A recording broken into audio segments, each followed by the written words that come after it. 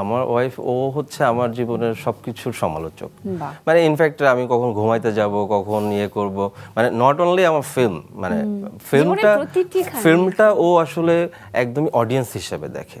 ওইটা চিন্তা করে দেখে না যে এটা আমি বানাচ্ছি বলে আমার সিনেমাটা আলাদা একটু কনসেন্ট্রেশন দিয়ে দেখবে।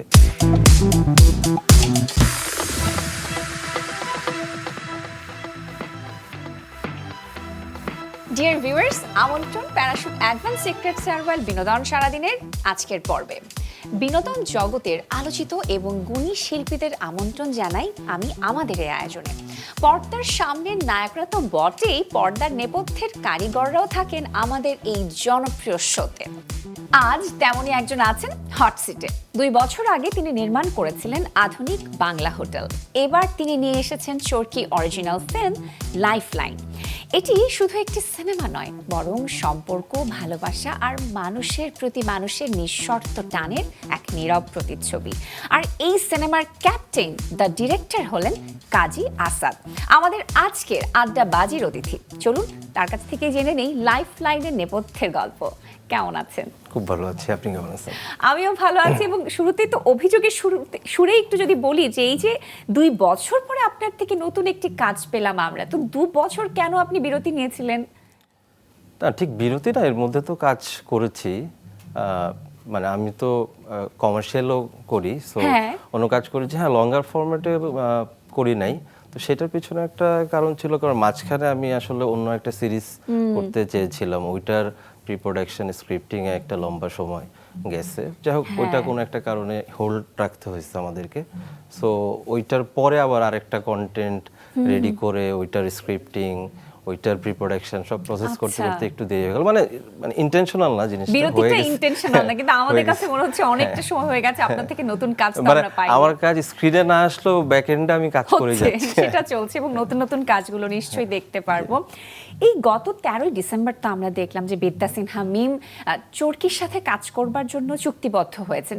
এই তো এর মাঝেই 6 মাসের মধ্যে আমরা নতুন একটি কাজ পেলাম। মানে সিনেমাটি তো আমরা সবাই মিলেই দেখছি, এখন উপভোগ করছি। তো এই কাজের আসলে শুরু থেকে কি পরিকল্পনাটাই ছিল এমন যে বিদ্যা সিনহা মিমকেই কাস্ট করা হবে? হ্যাঁ, শুরু থেকেই ওরকম ছিল না, মানে একদম আমরা ডেফিনেট ছিলাম না যে কে, কিন্তু আমরা চাচ্ছিলাম এমন কোনো আর্টিস্ট আমরা এখানে ইন্ট্রোডিউস করতে চাই যিনি একই সাথে একটা লম্বা টাইমে গ্যাপে আছেন এবং একটা নতুনভাবে নতুন একটা অবতারে মানুষ দেখতে পারবে, এরকম একটা ভাবনা চিন্তা থেকে আমরা হচ্ছে কাস্টিং চিন্তা করা শুরু করি যে প্রবাবল অপশনস কি কি হতে পারে আসলে। তো সেই জায়গা থেকে মিম তো উনি তো আসলে দুর্দান্ত অ্যাক্টর, কিন্তু উনি মাঝখানে প্রায় 2.5-3 বছরের একটা ব্রেক, উনি খুব বেছে বেছে হয়তো ওনার কাছে ওই ধরনের ভালো গল্প যাচ্ছে না বা স্ক্রিপ্ট পছন্দ হচ্ছে না বলে করছেন না।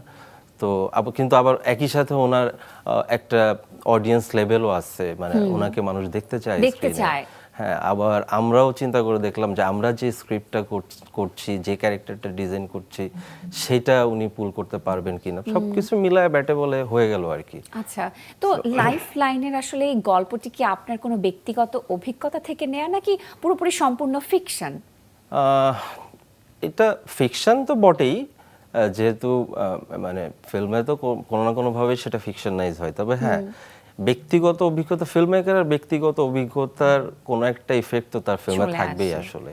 তো ওই দিক থেকে চিন্তা করলে হ্যাঁ, দুইটা বিষয় আমাকে এই ফিল্মের স্ক্রিপ্টিং প্লাস এই ছবিটা বানাইতে খুব ট্রিগার করছে। একটা হচ্ছে নির্মাতা মাহমুদুল হাসান টিপু। এই টিপু ভাই বেসিক্যালি এই গল্পের মেইন আইডিয়াটা কিন্তু টিপু ভাই, একদম সিড লেভেলের আইডিয়াটা টিপু ভাই। আমরা একটা আড্ডায় বসে টিপু ভাই বললো যে এরকম একটা আইডিয়া হতে পারে। তো তখন এটা শুনে মনে হলো যে ঠিক আছে, হ্যাঁ, এটা একটা খুবই চমৎকার, মানে তখন এটা সিনেমার গল্প হিসেবে রেডি ছিল না, আইডিয়া হিসেবে ছিল। এইটার একটা কারণ হচ্ছে যে টিপু ভাই উনার ব্যক্তি জীবনে উনার কোনো একটা সিরিয়াস হেলথ ইস্যুর কারণে একটা লম্বা সময় একটা জার্নির মধ্যে দিয়ে গেছেন। সেই জার্নিতে উনি আবার কিছু মানুষকে অবজার্ভ করছেন, বাংলাদেশ, ইন্ডিয়া, থাইল্যান্ড।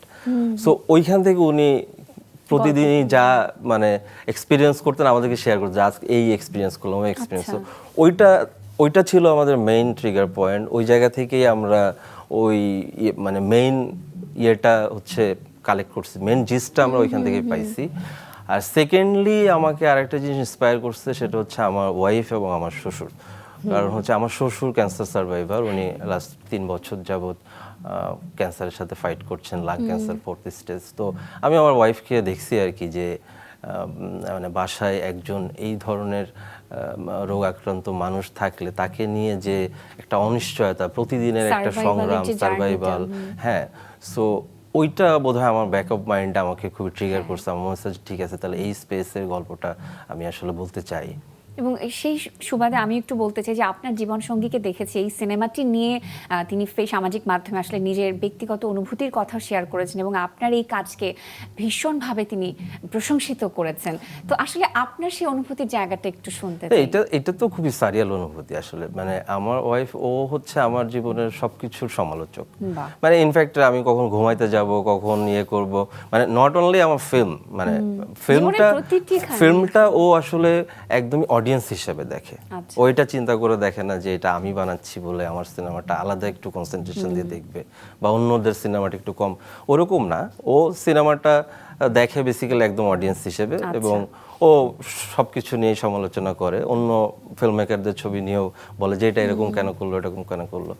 বাট যেটা হচ্ছে যে ও তো আমার মানে জীবনের প্রত্যেকটা স্টেপেই আসলে সমালোচনা করে। তো ওর কাছ থেকে এরকম মানে এই প্রথম বোধহয় আমি কোনো একটা ওর কাছ থেকে মানে পাইলাম, রিঅ্যাকশন পাইলাম কোনো কাজ নিয়ে, যেটা ওকে এখন ও যে এটা খুব ভালোভাবে কানেক্ট করতে পারবে এটাই স্বাভাবিক। কারণ ও তো এই ধরনের খুব কাছাকাছি সিচুয়েশনের মধ্যে দিয়ে গেছে, যেটা আমি তো গত 3-4 বছর যাবত মানে এটা দেখতেছি যে ও ওই ধরনের। সো আমাদের স্ক্রিপ্টিংয়েও ওইটা হেল্প হয়েছে যে ওই ক্যারেক্টারগুলো ডিজাইন করা, যে ক্যারেক্টারটা কেমন হবে, ওর অস্থিরতাটা কেমন, ওর কেমন, ওর বডি ল্যাঙ্গুয়েজটা কেমন থাকে। তো ওইটা আমাকে হেল্প করছে। এবং একই সাথে এটা একটা সারিয়াল এক্সপিরিয়েন্স আসলে, যে মানে ও যে এটা কানেক্ট করতে পারছে, বা আমার শ্বশুর শাশুড়ি, আমি এখন জানি না শ্বশুর শাশুড়ি দেখছেন কিনা, কারণ কালকে স্পেশাল স্ক্রিনিং আছে, হয়তো ওইখানে দেখবেন। বাট ওইটা অবশ্য আমি ফেস করতে যাচ্ছিলাম না, কারণ আমার কাছে মনে হচ্ছে যেমন আমার আম্মা অসুস্থ, আমিও এখনো আমার বাবা মার সাথে এটা দেখার সাহস পাই নাই, এবং আমি আসলে দেখতেও চাই না একসাথে বসে এটা, মানে নিজের থেকে। মানে মনে হয়েছে কি যে আমাদের মধ্যবিত্ত পরিবারের বাবা মারা আসলে এত বেশি ইমোশনাল হন, যে আমার মনে হয়েছে যে আমি যদি ওনাদের সাথে বসে এই ছবিটা দেখি, তখন এমন কোনো সিচুয়েশন হয়তো তৈরি হতে পারে বা যেটা হয়তো আমাকে খুব হার্ট ব্রোকেন করবে। সো আমি বলছি যে না, পরিবার ওনারা আলাদাভাবে দেখুক। সো এরকম আর কি। কারণ পারিবারিক সম্পর্কগুলো, ইমোশনগুলো আসলে হয় কি, আমরা তো আসলে প্রকাশ করতে পারি না, বা প্রকাশ করতে গেলে আমাদের এক ধরনের শাইনেস তৈরি হয়, বিশেষ করে আমরা যারা 90s কিডদের। এটা পরের জেনারেশনের ক্ষেত্রে কিন্তু ব্যাপারটা ডিফারেন্ট, তারা খুবই ওপেন আপ। হ্যাঁ, কিন্তু আমাদের বাবা মাদের সাথে তো আমাদের সম্পর্ক কিছুটা দূরত্ব সবসময় থেকেছে। বন্ধুত্ব আবার সম্মানের সেই জায়গাটার মধ্যে কোথায় জানি একটা দেয়াল থেকে একটা হ্যাঁ, মানে এটা মানে নেগেটিভ অর্থের দেয়াল না, কিন্তু এটা একটা আছে, একটা ডিসটেন্স, একটা মানে এখনো মনে হয় যে বাবাকে জড়ায় ধরতে গেলেও মনে হয় কেমন একটা সংকোচ লাগে। হ্যাঁ, বা মাকে যে এটা বলবো যে হ্যাঁ তোমাকে অনেক ভালোবাসি, তোমাকে খুব পছন্দ করি, এক ধরনের সংকোচ তৈরি হয়। তো আমাদের হয়তো ওয়ে অফ এক্সপ্রেশনটা হয়তো ডিফারেন্ট। আমরা হয়তো তাদের জন্য কিছু করে ভালোবাসাটা প্রকাশ করতে চাই, হয়তো মুখে বলতে আমাদের শাই ফিল হয়। বাট আমার মনে হয় এখনকার জেনারেশন আবার, আমাদের পরের জেনারেশন আবার হয়তো এই জিনিসটা ডিফারেন্ট হবে আর কি। আপনার কাজের আরেকটি বিষয় খুব প্রশংসিত হয়, সেটা হচ্ছে আপনি একেবারেই রিয়েল লোকেশনে শুট করেন এবং ভিজুয়ালি সেটা আসলে দেখতে চোখের জন্য খুব শান্তির এবং চোখ জুড়িয়ে যায়। তো এবারও তো ব্যতিক্রম হয়নি। এবার কোথায় কোথায় শুটিং করেছেন এবং শুটিং এর সেই অভিজ্ঞতাগুলো একটু শুনবো। লোকেশনের বিষয়টা কি, যে as a film maker location নিয়ে আমি আসলে খুবই চুজি। মানে আমার যেমন আমার আগের কাজ দেখলেও হয়, আপনি তো বললেনই। সো মানে আমার যতক্ষণ পর্যন্ত লোকেশন পছন্দ না হয় বা আমার সেট পছন্দ না হয়, ততক্ষণ আমার কাছে মনে হয় যে আমি শুটিং আনন্দ নিয়ে শুটিংটা করতে পারি না। তো যেমন এইটার ক্ষেত্রেও যেটা হয়েছে, আমরা বোধহয় প্রায় 8 থেকে 10 বার রেকি করছি। এইটা আমরা শুট করছি হচ্ছে কুয়াকাটাতে, মানে গ্রামের মেইন পার্টটা হচ্ছে কুয়াকাটা, মহিপুর, আলিপুর, ওই জায়গাগুলো খুবই রিমোট জায়গা। ওখানে কমিউনিকেশন সিস্টেম খুবই দুর্বল, বাইক ছাড়া কিছু চলে না। মানে গল্পে যেটা দেখাইছি আমরা, সেটা ওখানে রিয়েলি এক্সিস্ট করে। সো এটা এই কারণে আরো বেশি মানে রিয়েলিস্টিক লাগছে যে হ্যাঁ। তো ওই লোকেশনগুলোতে আমি খুব বারবার ইনফ্যাক্ট আমি গত 1 বছর যে বলছিলাম যে কেন অনেক লম্বা বিরতি হলো, আমি কিন্তু গত 1 বছর ধরে এই ছবি বানানোর প্রসেসের মধ্যে আমি মনে হয় সবগুলো সিজনেই এই জায়গাগুলো ভিজিট করছি, যে আমি কোন সিজনে এই গল্পটা বলতে চাই, যে বর্ষাকালে ওই জায়গাটা কেমন, উইন্টারে কেমন, আচ্ছা উইন্টারে একটু পরে ওই জায়গাটা কেমন, কি ধরনের ফসল থাকে আশপাশে। তো আমি আমার cinematographer Danny is a brilliant কাজ করছে, ও আমার আগের কাজেও খুব ব্রিলিয়ান্ট কাজ করছে। তো আমরা তো সবসময় খুবই কাছাকাছি ভাই বন্ধু, একই সাথে থাকি বেশিরভাগ সময়। আমার পুরো টিম, আমার আর্ট ডিরেক্টর স্কট, আমার কস্টিউম ডিজাইনার অ্যানি, আমার ইপি আতিক। তো হয় কি যে আমরা বিভিন্ন সময় 2 দিন ছুটি পেলে চলে যেতাম, চলো তো একটু দেখে আসি এখন ওই জায়গাগুলো কেমন। সো অনেকবার কি করার পরে আমরা ফিক্স করছি যে হ্যাঁ ঠিক আছে, তাহলে এই টাইমে আমরা শীতের ঠিক পরে যে একটা ইয়ে থাকে, যে ওই সময় ফসলগুলো অনেক লম্বা না, একটু নিচু, একটু কম, আবার গ্রিনটাও আছে, আবার একটু ড্রাই ভাবও আছে, আবার কখনো কখনো একটু কুয়াশা পাওয়া যায়, আবার অনেক কুয়াশা না। সো ওইভাবে চুজ করে আর কি আমরা করছি। দেখা যাক অডিয়েন্স, বাকিটা তো অডিয়েন্স নিশ্চয়ই। আবারও একটু বিদ্যা সিনহা মিম প্রসঙ্গে আসতে চাই। মিমকে আমরা সবাই সাধারণত খুব গ্ল্যামারাস চরিত্রে সবসময় দেখেছি, এবং অভিনয় সমৃদ্ধ কোনো চরিত্রে কিন্তু খুব কম সময়েই নির্মাতারা তাকে প্রস্তাব করেছেন। তো এরকম একটি ক্যারেক্টারে আসলে যখন আপনি মিমকে কাস্ট করেছেন, তখন আপনি কোনো চ্যালেঞ্জ অনুভব করেননি? একটা চ্যালেঞ্জ তো এখন চ্যালেঞ্জ তো থাকেই, যে কোনো কাস্ট করার ক্ষেত্রেই ডিরেক্টরকে এক ধরনের চ্যালেঞ্জের মধ্যে দিয়ে যাইতে হয়। কারণ হচ্ছে যে যত ভালো পারফর্মারই হোক, আমি চরিত্রটা যেভাবে ভাবছি সেইটা উনি নিতে অ্যাডাপ্ট করতে পারছেন কিনা, এই চ্যালেঞ্জ আসলে সব আর্টিস্টের ক্ষেত্রেই আসলে ডিরেক্টরদের থাকে। মিমের ক্ষেত্রে যেটা হয়েছে যে আমি যে খুব চ্যালেঞ্জ ফিল করছি তা না, কারণ আমি তো প্রিভিয়াস কিছু কাজ তো দেখছি, মাঝখানে লম্বা টাইম কাজ না করলেও ওর পারফরমেন্স আমার মনে হচ্ছে যে আমি যেটা ডিজাইন করতে চাচ্ছি, উনি যদি হয় সিরিয়াস হয়, তাহলে এটা আমি পুল আপ করে নিয়ে আসতে পারবো। বাট আমার কোঅপারেশনটা লাগবে, 100% কোঅপারেশনটা লাগবে। আর তো উনি এই কোঅপারেশন এবং ডেডিকেশনটা দিচ্ছেন আসলে, পুরা প্রসেসের সাথে উনি খুব অ্যালাইন ছিলেন, এবং আমরা ঠিক যেভাবে চাইছি, যে ওয়েতে চাইছি।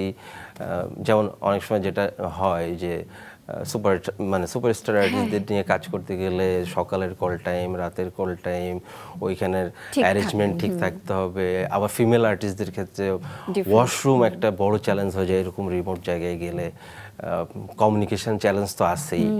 তো উনি আসলে টিমমেট হয়ে গেছে, এইটা হচ্ছে সবচেয়ে ভালো ব্যাপার। হয়তো এটা হতে পারে যে উনি আমাদের প্ল্যানিং বা আমাদের গল্প শুনে উনি ট্রাস্ট করছে। এবং একটা বিষয় আমি বলতেই চাই, এটা আমরা নিজেরাও আলাপ করি, আমরা টিমের আলাপ করি, যে আমি এর আগে আমার এক্সপিরিয়েন্সটা কখনো হয় নাই, যে আমি দেখছি যে পুরো ইন্টায়ার শুটিংয়ে আমরা যতদিন শ্যুট করছি, উনি কোনো সিঙ্গেল শর্ট প্রিভিউ দেখেন নাই। আচ্ছা, ইটস ভেরি রেয়ার। আমার কাছে মনে হয়েছে যে উনি একটা সিঙ্গেল শটও প্রিভিউ দেখেন না, যে দেখি তো আমি কি দিলাম, শটটা কেমন হইল, ঠিক আছে কিনা। উনি খালি জিজ্ঞেস করছে যে ঠিক আছে, তো কারেকশন থাকলে কারেকশন করছে, আবার টেক দিছে, কারেকশন থাকলে আবার টেক দিছে। যখন বলছে ওকে, সো উনি যে ওনার মতো রেস্ট নিতে চলে গেছে বা আড্ডা দিচ্ছে টিমের সাথে। তো এইটা একটা বড় কারণ আসলে টিমকে ট্রাস্ট করা। আমি বলছি না যারা প্রিভিউ দেখেন, এটা এক একজন এক একভাবে অ্যাপ্রোচ করে। তো এইটা আমি ওনার ক্ষেত্রে বলছি যে উনি ইন্টায়ার শুটিং এ উনি জানেন আসলে উনি কি করছে, উনি খালি অ্যাক্টিংটা করে গেছে, আমরা যেভাবে চাইছি ওই ডেডিকেশনটা দিয়ে উনি অ্যাক্টিংটা করে গেছে। কিন্তু উনি আমার কাছে মনে হচ্ছে যে উনি আমাদের পুরো টিমকে এমনভাবে ট্রাস্ট করছে, ডিরেক্টরকে এমনভাবে ট্রাস্ট করছে যে ওকে ফাইন, এটা তো ওনারা দেখতেছে, আমার কাজ হচ্ছে পারফর্ম করা, আমি ঠিক আছে আমার কাজটা আমি মনোযোগ। তো আমার মনে হয় ওই ডেডিকেশন, ওই প্যাশনের কারণেই হয়তো ভালো হয়েছে কাজটা, মানুষ তো খুব অ্যাপ্রিশিয়েট করতেছে মিমের। আর সেই প্রসঙ্গে আসতে চাই যে সেটা কিন্তু ফুটে উঠেছে স্ক্রিনে, যে দর্শকেরা সামাজিক মাধ্যমে কিন্তু নানান রকমের মন্তব্য লিখছেন, এবং এই সিনেমাতে মিমকে দেখে যেমন অনেকে লিখেছেন এই কথাটা, যে তাকে দেখে মনে হয়েছে অনেকখানি সংযত, পরিণত এবং বাস্তব। তো তার অভিনয় তো আমরা আসলে পছন্দ করি, তাকেও আমরা ভালোবাসি, কিন্তু এই যে রেসপন্সগুলো আসছে এবং সেগুলো আপনি সামাজিক মাধ্যমে শেয়ার দিয়ে নিজেও লিখেছেন যে বিদ্যা সিনহা মিম 2.0, তো কোন ভাবনা থেকে আসলে এরকম 2.0 আপনি লিখেছেন, কি মনে হয়েছে আপনার? যে ওই যে যেহেতু বিরতিটা মাঝখানে একটা লম্বা টাইম বিরতি ছিল এবং মিমকে দেখতে চায় অডিয়েন্স। হ্যাঁ, হ্যাঁ, মানে অডিয়েন্সের মধ্যে ওকে দেখার একটা আগ্রহ আছে, কিন্তু যেহেতু ওই যে মাঝখানে একটা লম্বা সময় ছিল, মিমের সাথে আমি কথা বলে বুঝতে পারছি যে উনি কাজ করতে চান, কিন্তু উনি হয়তো যে ধরনের কাজ করতে চাচ্ছেন, যে ধরনের চরিত্র গল্প, সেটা পাচ্ছেন না, এই কারণে হয়তো করছেন না। বাট আমার মনে হচ্ছে যে এইটা একটা খুব ভালো কামব্যাক হয়েছে। এখন হয়তো যে আমাদের ইন্ডাস্ট্রিতে হয় কি, একটা লম্বা সময় ধরে আউট অফ সাইটে থাকলে না আউট অফ মাইন্ড হয়ে যায়। তো হয়তো অনেক ফিল্ম মেকারের কাছে অনেক ভালো চরিত্র আছে, হয়তো মাথায় নাই যে হ্যাঁ যে আচ্ছা এটা তো মিমকে নিয়ে ভাবা যেতে পারে বা ইয়েরকে নিয়ে ভাবা যেতে পারে। ওই জায়গা থেকে যে maybe it could B A second innings, যে যেটা হয়তো আরো ভালো ভালো চরিত্র হয়তো আমরা ওনাকে দেখতে পারবো আসলে। এবং সিনেমার গল্পে ছিলাম, আবারও ফিরে এলাম এবং মিমের কথা তো অনেকখানি শুনছিলাম, তবে এই সিনেমাতে অনেকদিন পর কিন্তু খায়রুল আলম সবুজকে আমরা পেয়েছি এবং সেটা আমাদের জন্য ভীষণ ভালো লাগার ছিল। গাজীর আকায়াত আছেন, সেই সাথে আখম হাসান এবং রেজওয়ান পারভেজ আছেন। তো আপনার কাছ থেকে তাদের নিয়ে একটু মন্তব্য শুনতে চাই, কেমন অভিজ্ঞতা হয়েছে? অভিজ্ঞতা খুবই ভালো। আমি মনে হয় আমি খুব lucky as a film maker, কারণ মানে আমার কাস্টিং লাক কোনোভাবে ভালো মানে ওয়ার্ক করে আর কি। আমি জানি না এটা, যে আমি খুব কোঅপারেশন পাই সব আর্টিস্টের কাছ থেকে। সবুজ ভাই খুবই কোঅপারেটিভ, উনি তো এখন তো ওনার অনেক বয়স হয়েছে, বিশাল গিয়ে শুট করতে হয়েছে, সো শরীর নিতে পারারও একটা ব্যাপার আছে। তো কিন্তু উনি যখন ক্যারেক্টারটা শুনছেন, গল্পটা শুনছেন, ওনার মনে হচ্ছে হ্যাঁ চলো আমি করব কাজটা, যদিও বরিশাল যেতে হবে ঠিক আছে, তারপরও আমি করব এটা। সো উনি খুবই ডেডিকেটলি কাজ করছেন, আমি কৃতজ্ঞ ওনার কাছে। এরপরে হাসান ভাই আমার খুব প্রিয় একজন অভিনেতা। হ্যাঁ, হাসান ভাইয়ের ব্যাপারটা বলতে গেলে কি, যে আমি অনেক দিন ধরে চিন্তা করছিলাম যে আমি হাসান ভাইকে আমার কোনো একটা ছবিতে আমি কাস্ট করব, কিন্তু কোনো কারণে হয়তো আমি চরিত্রটা বা ইয়েটা মিলাইতে পারছিলাম না যে কোথায় আসলে ওনাকে কাস্ট করব, যে এবং অবভিয়াসলি কোনো সিরিয়াস কোনো ক্যারেক্টারে কাস্ট করব, যেহেতু ওনাকে আমরা একটু হিউমারাস ক্যারেক্টারে বেশি দেখি। তো কারণ উনি দুর্দান্ত অ্যাক্টর। হ্যাঁ, তো পরে যখন এইটার আমরা হচ্ছে স্ক্রিপ্টিং লেভেলেই আমরা যেমন আমার কো রাইটার আসাদুজ্জামান আবির, আমরা যখন একসাথে লিখছিলাম, তখনই আমরা চিন্তা করছি যে এই চরিত্রটা এমন কেউ একজন হবে যে অনেক দিন নাই। হ্যাঁ, মানে মিমের ক্ষেত্রেও সেটা ছিল, তো হাসান ভাইয়ের ক্ষেত্রেও এটা ছিল যে অনেকদিন নাই, কিন্তু একই সাথে সে দুর্দান্ত অ্যাক্টর। তো তখন আমাদের মাথায় একটাই নাম আসছে, যে এটা একমাত্র ওই এজের বা ওই সমসাময়িক সময়ের একজন অ্যাক্টরই, হয়তো আরো অনেক আছেন, কিন্তু আমাদের মাথায় নাম আসছে না হাসান ভাই। আর যেহেতু আমার অনেক আগে থেকে ইচ্ছা ছিল যে ওনাকে আমি আমার কোনো একটা ছবিতে কাজ করব, এবং যে চরিত্রটার জন্য আমরা ওনাকে এই কাজে কাস্ট করছি, এই চরিত্রটা আবার খুবই মানে আমাদের জন্য খুবই গুরুত্বপূর্ণ, ফিল্মের জন্য খুব গুরুত্বপূর্ণ ছবি ছিল। কারণ এই ক্যারেক্টারটা যদি ফেল করতো তাহলে পুরো ছবি ফেল করতো, মানে বাকি সবাই যদি খুব ভালো পারফর্মও করতো, হাসান ভাই যে চরিত্রটা প্লে করেছে এটা ফেল করলে পুরো ছবি ফেল করতো। সো ওই জায়গা থেকে আমি প্রথম বসলাম হাসান ভাইয়ের সাথে, এবং প্রথমেই তাকে আমি এই ব্রিফটাই করলাম যে হাসান ভাই দিস ইজ দ্য ক্যারেক্টার, এবং এটা ফেল করলে কিন্তু আমার পুরো ছবি, আমি যে ফিলোসফি যে ফিলিংস ক্রিয়েট করতে চাচ্ছি এটা হবে। তো এটা শুনে হাসান বলল এই তো আমার একটা হেভি চাপে ফেলে দিলেন। বাট হাসান ভাই এটা খুবই চমৎকার ভাবে পুল আপ করছে, খুবই চমৎকার ভাবে পুল আপ করছে। বাহ, দারুণ। রেজওয়ান পারভেজ অলরেডি তো আলাদা করে হ্যাঁ বলতেই হবে, মানে রেজওয়ান আসলে ব্রিলিয়ান্ট অ্যাক্টর। সেটা আমিও আলাদা করে একটু বলি যে রেজওয়ান পারভেজকে আসলে আমার না খুব আন্ডাররেটেড একজন অভিনেতা মনে হয়। উনি দুর্দান্ত অভিনয় করেন, খুব সাবলীল, বাস্তব অ্যাকচুয়ালি অভিনয় করেন সেটাই মনে হয় না। এবং রিসেন্টলি যেমন আমরা চা গরমে দেখেছি, তার আগে কালপুরুষে দেখেছি, ভীষণ ভালো লেগেছিল। যদি রেজওয়ান পারভেজকে আসলে মূল্যায়ন করতে বলি তাহলে কি বলবেন? কেননা তাকে কিন্তু নির্মাতারা খুব কমই কাস্ট করেন। ওই যে মানে রেজওয়ান পারভেজ দুর্দান্ত অ্যাক্টর, এটা মানে এটা নিয়ে কোনো সন্দেহ নাই। এবং রেজওয়ানের সব থেকে পজিটিভ দিক হচ্ছে ও খুবই স্পন্টেনিয়াস অ্যাক্টর, এবং ও অ্যাক্টিংটা করতে চায় না, ও চরিত্রটা হয়ে উঠতে চায়। এইটা খুব কম, মানে যারা মানে রাইজিং স্টারস থাকে তাদের অনেকের মধ্যেই এই সেন্সটা কম থাকে, হয়তো পারফর্ম করতে চাই, যে আমি একটা খুব বিশাল ক্যারেক্টার পাইছি বা একটা ভালো একটা প্রস্তুতি পাইছি, মানে প্রস্তুতি তো থাকেই, সবারই প্রস্তুতি আলাদা আলাদা, কিন্তু ওই যে থাকে না যে একটু বেশি ভালো করতে যাওয়ার প্রবণতা অনেক সময় কি হয় যে একটু ডিগ্রেড করে ফেলে বা বেশি অতিরিক্ত সিরিয়াসনেস হচ্ছে ইয়ে করে ফেলে। তো রেজনের সাথে আমার যখন একদম প্রথম থেকেই, মানে একদম ডে 1 থেকে আমি বলছিলাম যে you don't need to be, মানে তোমার ইয়ে করা দরকার, অভিনয় অ্যাক্টিং করার করার দরকার দরকার নেই, তুমি জাস্ট চরিত্রটা হয়ে যাও।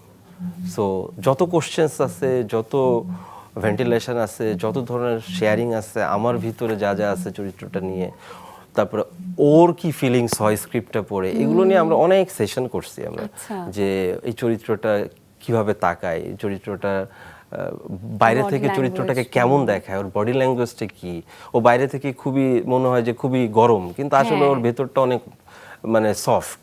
তো ওই জিনিসগুলোর রিফ্লেকশন কিভাবে হবে, এটা নিয়ে আমরা একটা লম্বা কনভারসেশন করছি, এবং মানে ও খুবই ডেডিকেটেড অ্যাক্টর, এবং আমি শিওর যে ও খুব সামনে অনেক ভালো করবে, অলরেডি তো ভালো করছে। নিশ্চয়ই। জাগরমে আমরা ওর খুব ভালো পারফরমেন্স দেখছি, এই কন্টেন্টে অলরেডি মানুষ ওর পারফরমেন্স, ওর চরিত্র নিয়ে কথা বলছে, এবং ইন ফিউচার আমার মনে হয় যে ও খুবই ভালো করবে। হ্যাঁ, আমাদেরও সেটাই প্রত্যাশা, কেননা ভিন্ন ভিন্ন চরিত্রে তাকে আমরা আসলে এক্সপ্লোর করতে চাই। তো লাইফলাইন তো বিশ্ব বাবা দিবসেই দিনই মুক্তি পেল, তো সেই দিক থেকে আসলে চিন্তা করলে কি এই সিনেমার প্রচারণা একটু আরো জোরালো ভাবে আর একটু ক্রিয়েটিভ ভাবে হতে পারতো না?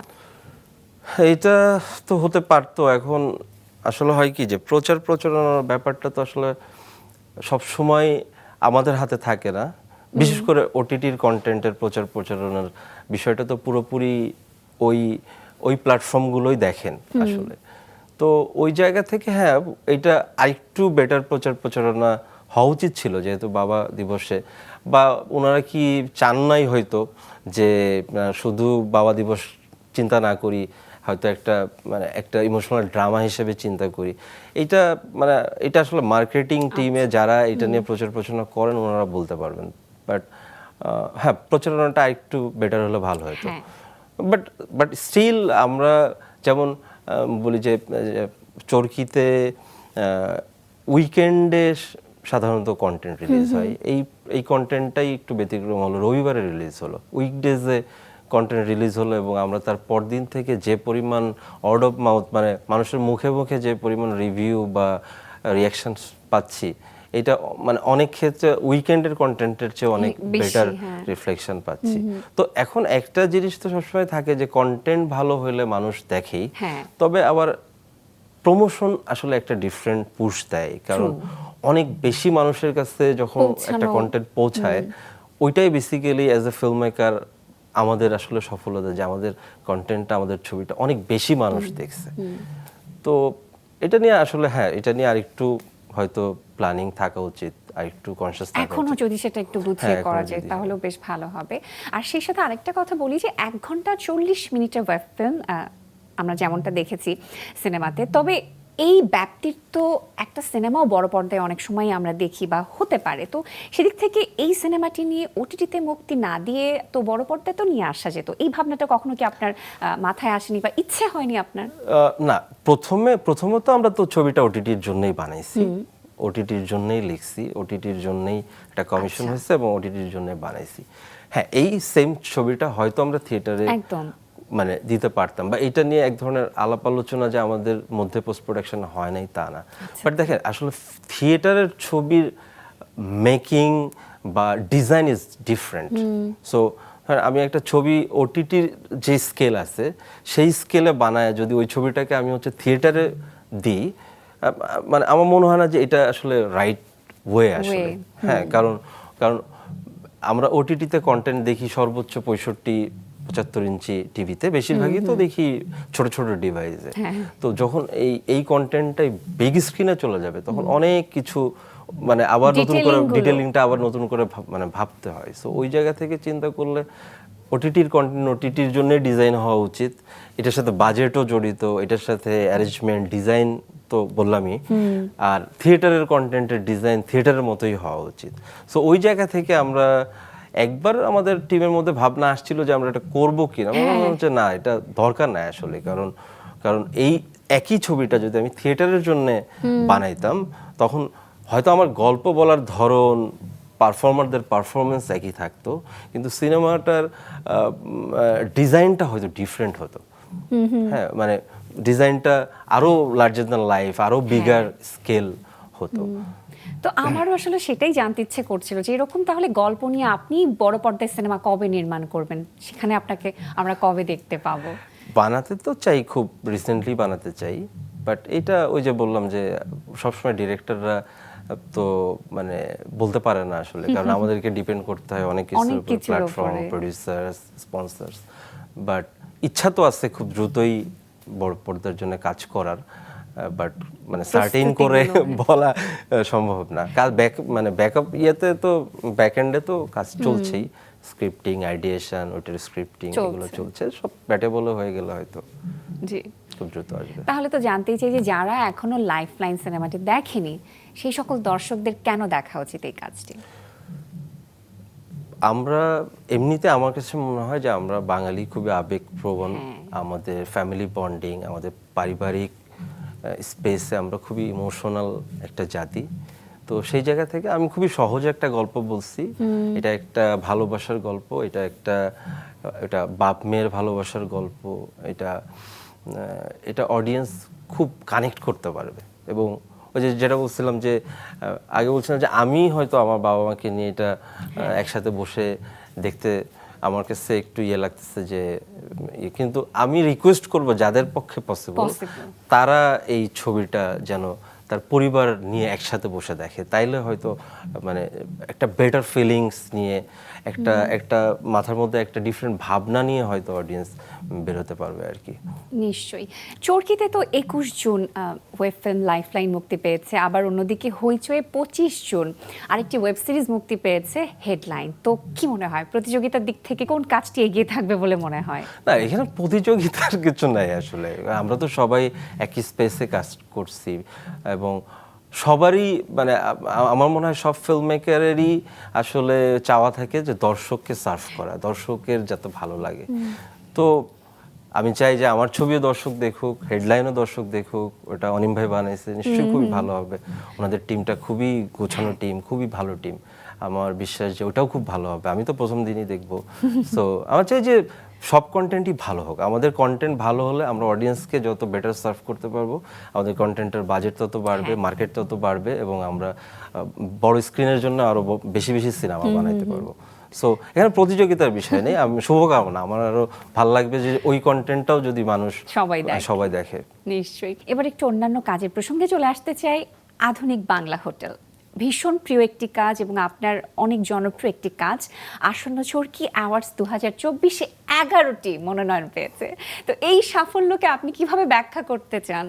এটা জাস্ট টিমওয়ার্ক। আমি এই কারণে আমি পোস্টও করছি এটা যে এটা এত ভালো টিমওয়ার্ক হয়েছে এবং আমি খুব লাকি। এখানে যেমন কিছু নাম আসলে বলতেই হয়, যেমন আমার সিনেমাটোগ্রাফার ড্যানি, আমার আর্ট ডিরেক্টর থিওফিলাস স্কট, আমার কস্টিউম ডিজাইনার, আমার ইপি, আমার অ্যাসিস্ট্যান্ট ডিরেক্টরস টিম।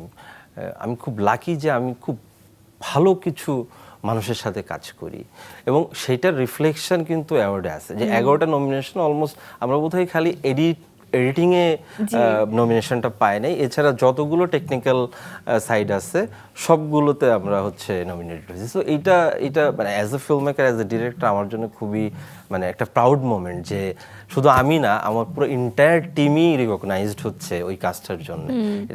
এটা আমার জন্য মানে I am very proud and grateful ওদের কাছে। কারণ মানে হয় কি টিমটা ঠিক না থাকলে আসলে, কারণ আমরা কি হয়, ডিরেক্টর তো একটা ভিশন নিয়ে আসে, একটা গল্পের একটা ভিশন নিয়ে আসে, এখন ওই ভিশনের এক্সিকিউশনটা যদি ঠিকঠাক না হয়, এক্সিকিউটটা করেই কিন্তু টেকনিক্যাল টিম, এইচওডির টিম। তো ওরা যখন ভিশনটা পেয়ে যায়, আচ্ছা ডিরেক্টর এইটা করতে চাচ্ছে, এবং ওরা যখন নেমে যায় যে ঠিক আছে এইটা চাচ্ছে মানে এটাই করতে হবে, এই যে ডেডিকেশন, এই যে প্যাশন, এবং যখন এই এক্সিকিউশনটা আমাদের ভাবনার খুব কাছাকাছি যায়, তখনই বেসিক্যালি একটা প্রজেক্ট ওয়ার্ক করে বলে আমার ধারণা। So I am very grateful to my team যে ইনফ্যাক্ট এই আমি লাইফলাইনেও বলবো অলমোস্ট আমার টিম তো মানে একই মানে আধুনিক বাংলা হোটেলে যে টিম নিয়ে আমি কাজ করছি এখানেও একই টিম, দু একটা জায়গা হয়তো চেঞ্জ হয়েছে, বাট ওরাই বেসিক্যালি আমার লাইফলাইন, মানে আমার টিমই আসলে আমার লাইফলাইন আসলে। কি মনে হয় তাহলে যে এবার কোন অ্যাওয়ার্ডটি আপনারা অবশ্যই পাবেন?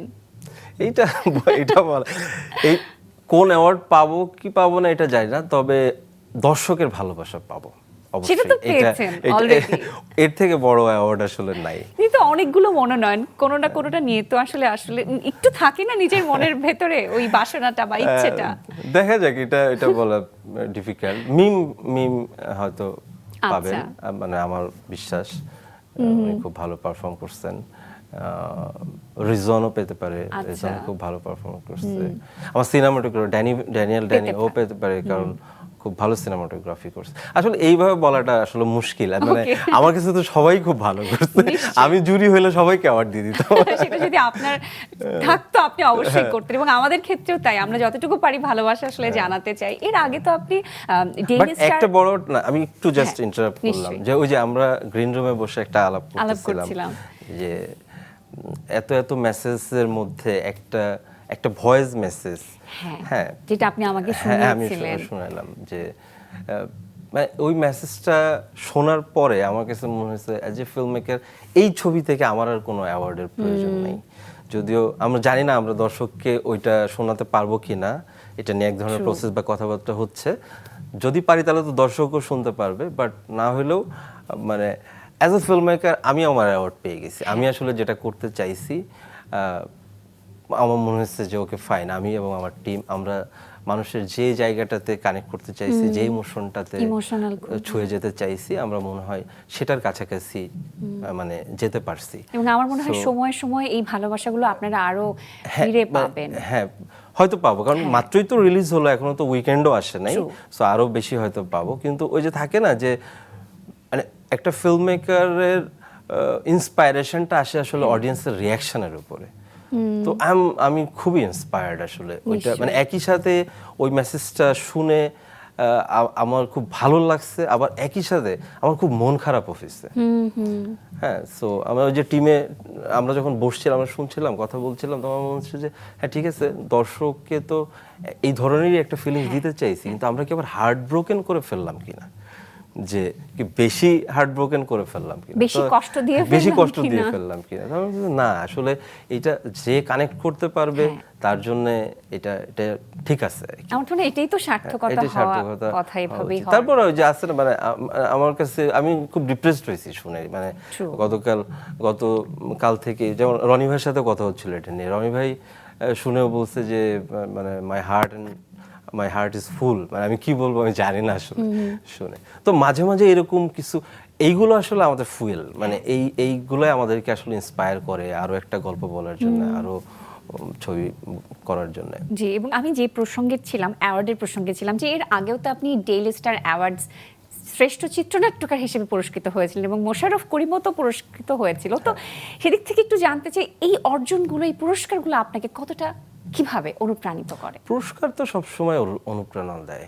পুরস্কার ভালো, মানে পুরস্কার ব্যাপারটা খারাপ না। হ্যাঁ, কিন্তু নমিনেশন ব্যাপারটা একটা টেনশনের। হ্যাঁ, নমিনেশনের টেনশনটা না থাকলে পুরস্কার ব্যাপারটা ভালো ছিল। কিন্তু যখন নমিনেশন থাকে তখন তো মনের মধ্যে একটু হয় যে আচ্ছা কি পাবো না, আচ্ছা কি হবে না, একটা টেনশন থাকে। আমার মনে হয় যে নমিনেশনের ব্যাপারটা না থাকলে পুরস্কার ব্যাপারটা আমি আরো বেশি এনজয় করতাম। বাট হ্যাঁ, পুরস্কার তো অবশ্যই ভালো, রিকগনিশন তো আসলে রিকগনিশন সবাইকে এক ধরনের অনুপ্রেরণা দেয় ভালো কাজ করার। তো এই বিষয়টা নিয়ে একটু শুনতেই চাই যে প্রিয় অভিনেতা মোশাররফ করিমের সাথে আবার কবে কাজ করবেন? মোশাররফ করিমের সাথে তো কাজ করতেই চাই, হয়ে যেতে পারে, খুব দ্রুতও হয়ে যেতে পারে, জানি না, মানে এটা এখনই ওইভাবে বলতে পারছি না। বাট মোশাররফ ভাইকে নিয়ে অলরেডি একটা প্রজেক্ট আমরা ডিজাইন করছি, বাট ওটা এখনো এর চেয়ে বিস্তারিত বলা যাবে না এখন, সময় আসেনি। বাট ব্যাটে বলে হলে হয়তো খুব দ্রুত হয়ে যেতে পারে। বাহ, দারুণ। এবারের ঈদের সিনেমার প্রসঙ্গে একটু আসি। এবার আমরা মোটামুটি 8টি সিনেমা হলে এখনো দেখতে পাচ্ছি। তো সেদিক থেকে আপনি সিনেমা হলে গিয়ে কোন সিনেমা দেখে মুগ্ধ হয়েছেন বা আপনার খুব ভালো লেগেছে? রোহিত, সুমন ভাই, মানে আসলে সুমন ভাই তো অন্য ধরনের, উনি তো আর্টিস্ট মানুষ, উনি ডিফারেন্ট ধরনের ফিল্ম মেকার। আসলে আমার one of the very favourite film maker উনি, মানে বাংলাদেশের। সো রোদ দেখে আমি মুগ্ধ হয়েছি। আরেকটি বিষয় আপনার একটু ভাবনার কথাটা শুনতে চাই, যে বেশ কিছুদিন ধরে আমরা যেমনটা দেখছি যে ওটিটি প্ল্যাটফর্মগুলোতে কিন্তু সেরকমভাবে খুব জনপ্রিয় কন্টেন্ট আমরা দেখছি না। গল্পগুলো একটু ভিন্নতা আসার চেষ্টা হচ্ছিল, আবার সেটাও মিসিং দেখছি। তো এর পেছনে আসলে আপনার কি কি কারণ মনে হচ্ছে? এমনটা কেন হচ্ছে? আমরা তো খুব আশার আলো দেখছিলাম একটা সময়। এর পেছনে বড় কারণ হতে পারে বাজেট। সবচেয়ে বড় কারণ বাজেটই তো সবকিছু আসলে ডিফাইন করে একটা প্রজেক্ট কেমন হবে, কোন স্কেলে হবে, কোন গল্পটা বলা যাবে। সো বাজেট একটা কারণ হতে পারে, আর আরেকটা কারণ হতে পারে স্ট্র্যাটেজি। যারা যারা চিন্তা করছেন তাদের স্ট্র্যাটেজি। এখন ফিল্ম মেকার হিসেবে এটা বলা আমার জন্য কঠিন। এটা ভালো বলতে পারবেন যারা এই স্ট্র্যাটেজিগুলো সেট করেন, বা প্ল্যাটফর্মের প্রডিউসার এন্ডে যারা আছেন ওনারাও ভালো বলতে পারবেন। তবে হ্যাঁ, এটা সত্যি যে আমরা যেভাবে শুরু করছিলাম, আমাদের ওটিটির যাত্রা যেভাবে শুরু হয়েছিল, সেই জায়গা থেকে চিন্তা করলে যে হ্যাঁ, এখন মানে কন্টেন্টের মানে পরিমাণও কমে গেছে, এবং কন্টেন্টের মানে কন্টেন্ট ওয়ার্কও খুব কম করছে, সেভাবে আলোচনায় আসছে না, আলোচনায় আসছে না। তো আমার মনে হয় এটা নিয়ে ভাববেন ওনারা যে কি করা যায় আসলে। নিশ্চয়ই আপনাকেও ভাবতে হবে সেই দলে আসলে। এইটা কেন বলছি, কারণ হচ্ছে যে মানে এটা আমাদের জন্য আবার হচ্ছে খুব একটা ভালো বার্তা না। কারণ মানে আমরা যারা ছবি বানাইতে চাই, আমরা ডিফারেন্ট গল্প, ডিফারেন্ট প্রজেক্ট এক্সপেরিমেন্ট করতে চাই, তখন হয় কি, কারণ এমনিতেই তো আমাদের স্পেস খুব লিমিটেড। আমরা আসলে একটা ছবি নিয়ে আসলে কই যাব, আমাদের এখানে তো প্ল্যাটফর্ম খুব কম, হাতে গোনা।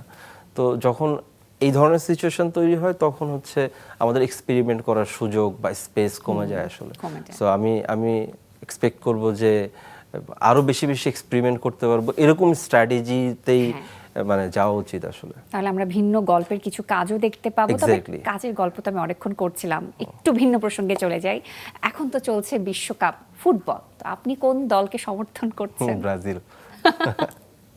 তো কি মনে হয় শেষ পর্যন্ত ট্রফি আসলে কার হাতে উঠবে, কোন দল পাবে? ট্রফি তো প্রতিবারই ব্রাজিলই পাবে বলে আমরা আশা করি। সাপোর্টার হয়ে বলছেন? অবশ্যই সাপোর্টার হয়ে। তবে কিন্তু সাপোর্ট টিম যদি না হয়, তাহলে আপনি আসলে কি মনে করেন কোন দল ব্রাজিল না পায়? হ্যাঁ, ব্রাজিল না পাইলে আর্জেন্টিনা বা ফ্রান্সের চান্স আছে, সুযোগ আছে। হ্যাঁ, সুযোগ আছে। বাহ, দারুণ। সেই সাথে নতুন আরো অনেক কাজের গল্প তো শুনলাম যে সামনে কিছু কাজ আসবে, সেগুলো নিয়ে আসলে কতটা আপনি আশাবাদী এখন, যে কাজগুলো আপনি নিজেই করতে যাচ্ছেন, সামনে নির্মাণ করবেন যেগুলো নিয়ে? সব কাজ নিয়ে তো আশাবাদী হয়েই কাজটা করি, বাট ওইটা শেষমেশ অডিয়েন্সের সামনে সার্ভ করার পরে বোঝা যায় যে আমার আশাটা কি ঠিক ছিল না। কারণ প্রত্যেকটা কাজ থেকেই কিছু মানে লার্নিং হয় আর কি, যে সেটা এক্সিকিউশন লেভেলেও লার্নিং হয়, আবার অডিয়েন্সের সামনে সার্ভ করার পরেও এক ধরনের লার্নিং হয়, যে অডিয়েন্স আসলে কোনটাতে কি রিঅ্যাক্ট করে, কিভাবে কানেক্ট করে, কোন জিনিসটাকে কোনটা অডিয়েন্সের ভালো লাগছে, কোনটা ভালো লাগছে না, ওইটা একটা লার্নিং হয় আর কি। বাট যখন কোনো একটা প্রজেক্ট চিন্তা করি যে এটা বানাবো, যেমন আমার ক্ষেত্রে যেটা হয় যে মানে আমি খুব ফিক্সড কোনো জনরায় কাজ করতে চাই না, যে আমি এই স্পেশালি এই জনরাটা নিয়েই অনেকদিন কাজ করবো। আমার কাছে মনে হয় যে যখন যে আইডিয়া, যে গল্পটা আমার ভালো লাগে, আমি সেটা বলে ফেলবো। এটা আমার একদম সিম্পল আইডিয়া আর কি, মানে সেটা যে জনরারই হোক। তো এখন যে গল্পটা বলতে চাচ্ছি বা যেটা নিয়ে কাজ করছে, আমার তো মনে হচ্ছে, আমি তো খুবই আশাবাদী, আমার টিম আশাবাদী যে এটা মনে হয় ভালোই হবে কিছু। সো দেখা যাক, হোপ ফর দ্য বেস্ট। নিশ্চয়ই, এবং পুরো টিমের জন্য, আপনার জন্য অনেক অনেক শুভকামনা থাকছে। বিনোদন সারাদিনে আসবার জন্য অসংখ্য ধন্যবাদ, কৃতজ্ঞতা। আপনাকে ধন্যবাদ, পুরো বিনোদন সারাদিন টিমকে ধন্যবাদ আমাকে আমন্ত্রণ করার জন্য। দর্শকদের উদ্দেশ্যে বলতে চাই, আপনারা সামনে বৃহস্পতি, শুক্র, শনিবার আসছে, উইকেন্ডে আপনারা যদি পরিবার নিয়ে একটা ভালো সময় কাটাতে চান, তাহলে লাইফলাইনটা দেখুন। আমি এবং আমার পুরো টিম বিশ্বাস করি যে আপনাদের ভালো লাগবে ছবিটা। থ্যাংক ইউ, অসংখ্য ধন্যবাদ। প্রিয় দর্শক, দেখতে দেখতে আজকের সময় শেষ হয়ে গেল, বিদায় নেবার সময় হয়েছে। আগামী পর্বে ঠিক সময় মতো মাছরাঙা টেলিভিশন চ্যানেলে আমি আবারও চলে আসবো আপনাদের মাঝে। ততক্ষণ পর্যন্ত আপনারা ভালো থাকুন, নিরাপদে থাকুন। বিদায়।